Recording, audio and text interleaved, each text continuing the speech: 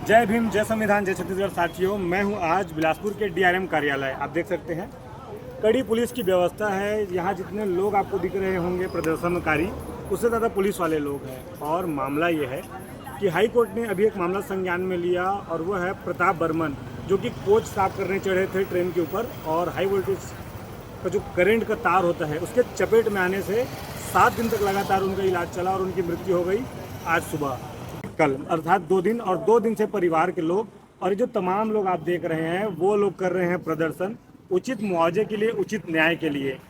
ठेका जो व्यवस्था होता है उसके अनुरूप कार्यवाही में श्रमिकों को लेते हैं, कर्मचारियों को लेते हैं, मजदूरों को लेते हैं और बिना किसी सुरक्षा के उन्हें चढ़ा दिया जाता है, कभी बोगी पर तो कभी किसी और जगह तो कभी टावरों पर, और उनकी हो जाती है आकस्मिक मृत्यु या फिर कहें कि बड़ी दुर्घटना। बिना किसी सुरक्षा के, बिना किसी समाधान के रेलवे बोगी पे चढ़ते हैं और जब उनकी मृत्यु हो जाती है, लोग न्याय की मांग करते हैं तो ठेकेदार पल्ला झड़ा के वहाँ से भाग जाता है, फोन उसका हो जाता है बंद। रेलवे प्रबंधन से बात करने के पता चलता है कि रेलवे प्रबंधन मौन है।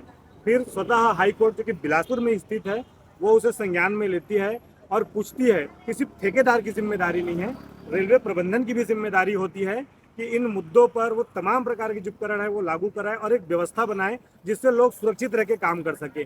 लेकिन जब पीड़ित परिवार उनके इलाज के दौरान मृत्यु होने के बाद आज यहाँ आप देख सकते हैं लगातार न्याय की मांग कर रहे हैं तो किसी प्रकार की कोई सुनवाई नहीं हो रही है। हाँ, लेकिन ये तय है कि लोग जो प्रदर्शन कर रहे हैं उनके ऊपर एफआईआर होना तय है। क्यों? क्योंकि वो न्याय मांग रहे हैं। हमारे छत्तीसगढ़ में भारतीय जनता पार्टी की विष्णुदेव की सरकार है जो सबके साथ सबका विकास और सब लोगों के साथ चलने की बात करती है। लेकिन सच्चाई क्या है? और वहीं जिसकी मृत्यु हुई है प्रताप बर्मन, वो आते हैं अनुसूचित जाति से और अनुसूचित जाति के अभी अभी वर्तमान में मंत्री बने हैं आदरणीय खुशवंत साहब जी।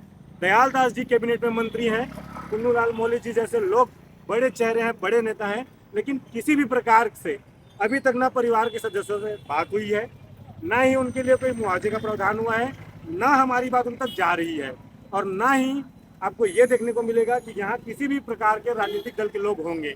यहाँ जो प्रदर्शन कर रहे लोग हैं या तो सामाजिक संगठन के लोग हैं या फिर भीम आर्मी के जो कार्यकर्ता हैं वो लगातार यहाँ पे प्रदर्शन कर रहे हैं। किसी मंत्री के, किसी नेता के कान में जू तक नहीं रेंग रही है। ये वास्तविक परिस्थिति है। वही तमाम प्रकार के धार्मिक दल हैं, धर्म के नाम पर बने दल हैं, चुनाव के समय अनुसूचित जाति को, अनुसूचित जनजाति को, पिछड़ा वर्ग को बड़े बड़े शब्दों में हिंदू भाइयों एक खजाओ कहती है। लेकिन आज वही अनुसूचित जाति जिसे हिंदू कह के वोट लिया जाता है उसके ऊपर जब शोषण अत्याचार का मामला सामने आया है तो कोई भी हिंदू दल का एक भी व्यक्ति परिवार के लोगों से संवेदना प्रकट करने तक भी नहीं आया है। ये सच्चाई है हमारे छत्तीसगढ़ की और ये सच्चाई है शासन और प्रशासन की। प्रशासन के पास तोमर बंधु जैसे लोगों को पकड़ने के लिए लोग नहीं है, स्टाफ नहीं है, लेकिन न्याय मांगने वाले लोगों के लिए पर्याप्त मात्रा में स्टाफ है। और ये सामने जो दिख रहे हैं वो 20-50 लोग हैं, अंदर लगभग 300 लोग और हैं। 300 लोग यहाँ पे 300 लोग यहाँ पे न्याय मांगने वाले लोग नहीं है, लेकिन 600 लोग पुलिसकर्मी की व्यवस्था है। तोमर बंधु जैसे अपराधियों को पकड़ने के लिए नहीं है। ये व्यवस्था है भारतीय जनता पार्टी की और जहाँ हम मुंह खोलते हैं वहाँ विवाद होता है और एफआईआर करके हमको जेल में डाला जाता है। मैं प्रशासन के लोगों को, शासन के लोगों को और यहाँ की सरकार को ये बताना चाहता हूँ कि क्या इस भाई का दर्द नहीं है? या जो जिसकी मृत्यु हुई है उसका वोट नहीं है आपके यहाँ इस छत्तीसगढ़ में? या फिर ये कि आप सिर्फ वोट लेने के लिए, राजनीति करने के लिए इन्हें हिंदू साबित करते हैं और वोट लेने के बाद ये हो जाते हैं ऐसे बेसहारा या फिर लावारिस? समझिए साथियों कि छत्तीसगढ़ में अनुसूचित जाति के लोगों को, अनुसूचित जनजाति के लोगों को ऐसा हौसला देखना पड़ता है। यहाँ आप देख सकते हैं हमारी बहन, हमारी माँ लोग बैठे हुए हैं 2 दिन 3 दिन से लगातार उचित न्याय की मांग कर रहे हैं। लेकिन अभी तक न ठेकेदार का पता है, न प्रबंधन की तरफ से कोई जानकारी नहीं है। लेकिन पुलिस व्यवस्था चौकन्नी है ताकि एफआईआर करके जो लोग मांग कर रहे हैं न्याय का उन्हें अंदर डाला जा सके। आप लोग समझिए कि छत्तीसगढ़ में भाजपा और कांग्रेस की सरकार दोनों ही आपको ठगने का काम करती है। पिछले समय जब कांग्रेस की सरकार थी तो यूपी के लोगों को मुआवजा देने के लिए छत्तीसगढ़ के सरकार ने उनको मुआवजा दिया था।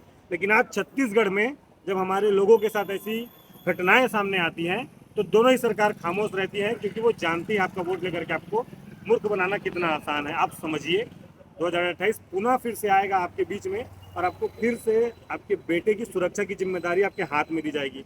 आप तय करना कि आपको किसे सदन में भेजकर अपनी आवाज़ बुलंद करने के लिए खड़ा करना है। आज देखिए कि अनुसूचित जाति के बड़े बड़े नेता जो कहते हैं हम समाज के साथ खड़े हैं, समाज हमारे साथ है, आज मंत्री के पद में भी स्थापित हैं, लेकिन अभी तक परिवार के लोगों से न मिलने आए हैं, न देखने आए हैं, न हाल चाल नहीं पूछे हैं, जबकि वो चाहे तो उनके अपने अनुमोदन राशि से भी परिवार की पीड़ित की मदद कर सकते हैं।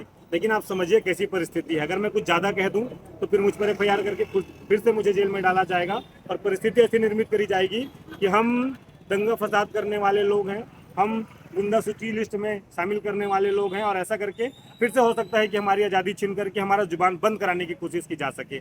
आप लोग, जनता जो है जब अपने पावर के इस्तेमाल को समझती है, अपनी ताकत को समझती है, तो न्याय मिलता है।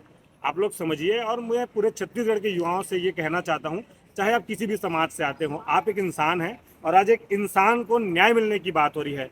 तो आप लोग ये जो बिलासपुर का जोन प्रबंधन कार्यालय है, आप पहुँचिए, जितने भी लोग बिलासपुर के साथी लोग पहुँचिए और एक भाई को न्याय दिलाने का काम करिए, ताकि कल जब हमारे साथ ऐसा कुछ हो तो हम भी सशक्त मजबूत होकर अपने न्याय के लिए आवाज़ उठा सकें। और वो जो लोग हैं जो आपके नेता बनते फिरते हैं, जिसके पैर के नीचे आप गिरते हैं, इन चीज़ों को बंद करिए। ये न्याय, स्वाभिमान, सम्मान की लड़ाई है। वो आप अपने हक अधिकारों से लड़ सकते हैं, शिक्षा से लड़ सकते हैं, पढ़ कर लड़ सकते हैं, ना कि किसी का चाटुकारिता करके। आप समझिए मैं क्या कहना चाहता हूँ। आप सभी को आमंत्रित करते हैं इस न्याय की लड़ाई में। जय भीम, जय छत्तीसगढ़, जय संविधान।